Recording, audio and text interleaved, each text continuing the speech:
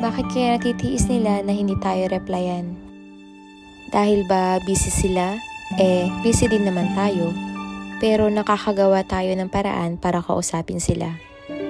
Sabi nila, kailangan daw natin intindihin kasi hindi lang naman daw ikaw yung priority nila. Pero aminin man natin o hindi ang katotohanan, kapag interesado siya sa tao, nakakapag-replyan ka agad. Pero sa'yo, hindi. Sakit ano? Alam naman natin yung totoo, pero pinipilit natin yung mga sarili natin sa kanila. Madalas aabutin pa ng ilang araw bago ka replyan. Tapos ikaw na naghihintay, wala pang 1 minuto, nagre-reply ka na kaagad.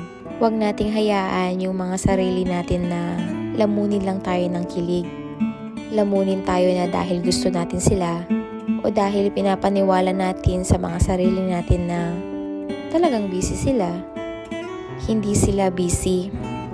At kung busy sila, gagawa sila ng paraan para kausapin ka nila. Meron kang halaga, pero hindi sa kanya.